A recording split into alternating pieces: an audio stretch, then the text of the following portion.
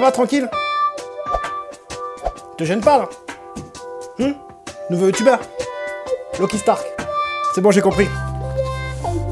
Tu peux rester dans la caméra, c'est bon. Pas l'habitude avec ce coussin. Hey, salut tout le monde, c'est Franzy Stark et bienvenue sur ma chaîne. Aujourd'hui, c'est Noël. Alors, joyeux Noël à tout le monde. Bon, si tu regardes cette vidéo en juillet, bon, forcément, ça marche pas. Donc, voilà quoi. Et si t'as raté les reviews de Noël Vlogmas de mes figurines, bah t'as raté quelque chose. Nous sommes donc le 25 décembre. J'espère que vous avez eu de super cadeaux. Moi, bah pour l'instant, je ne vais pas vous montrer mes cadeaux parce que forcément, je tourne avant. Là, je dois être en train de me réveiller bien tranquillement, ou plutôt encore en train de dormir, quoique. Voilà quoi.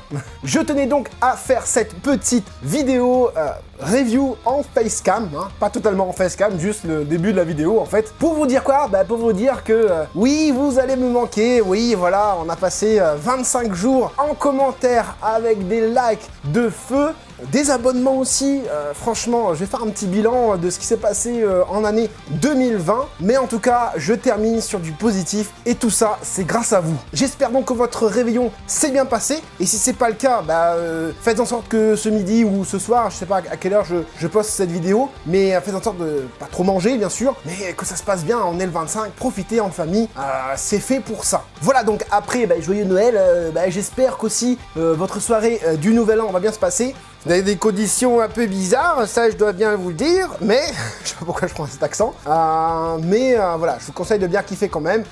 J'espère que vous avez bien kiffé. Moi, bah, je vais essayer de bien kiffer aussi.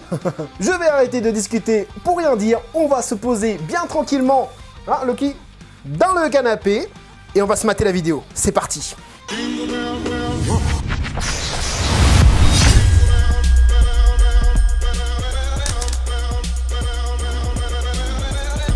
Et comme vous avez pu le voir en intro de cette vidéo, il s'agit de la Super Master Star Space de Goku en SSJ face à Freezer. Elle mesure environ 34 cm. Elle est sortie en avril 2016. Restez bien jusqu'à la fin, car dans un premier temps, je vais la décrire telle qu'elle est et je vous donnerai mon avis en fin de vidéo. Il s'agit là de la Goku transformée pour la première fois en Super Saiyan. Certaines personnes pensent que cette figurine représente le moment où Goku vient tout juste de se transformer regardant Freezer, ce dernier en haut de son rocher, mais non, il ne s'agit pas de ce moment-là, car à ce moment-là, Goku n'a pas encore perdu la moitié de son haut, le haut bleu là. Pour cette scène, il va falloir donc vous tourner vers la Master Lise. Il y a Mikamus qui la présente dans sa vidéo, je vous mets le lien juste en haut à droite dans le petit i. La pose du personnage ainsi que les vêtements déchirés nous fait ressentir toute l'agressivité du combat livré sur Namek. Une posture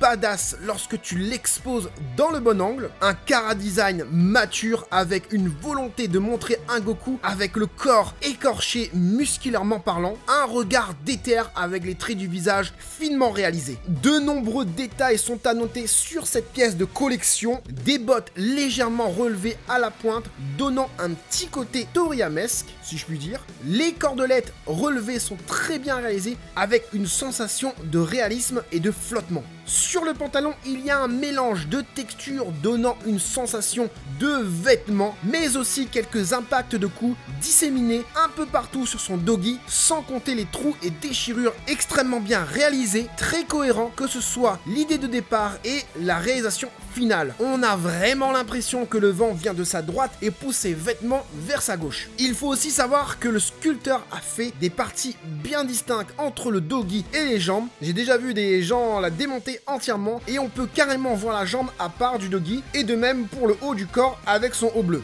Le hobby, la ceinture quoi, elle est abîmée et la façon dont elle est sculptée donne une sensation de légèreté dans le tissu. Les bandelettes au poignet sont travaillées de ouf, avec des petites déchirures qui flottent au vent pour certaines, des pliures cohérentes et de la texture donnant un effet usé au tissu. La réalisation du haut de son doggy, le haut bleu, avec des pliures cohérentes, de la texture et la manière dont le haut est déchiré en dit long sur le déroulé du combat. Goku a le corps le plus écorché que je n'ai jamais vu dans toutes les figurines de Dragon Ball, du moins celles que j'ai, avec des muscles bien ciselé et bien proportionné, des stries sur la peau et des impacts de coups. Et pour rendre encore plus badass la figurine, le sculpteur nous montre là des veines hyper congestionnées, limite on peut les voir bouger. Regardez bien, elles bougent.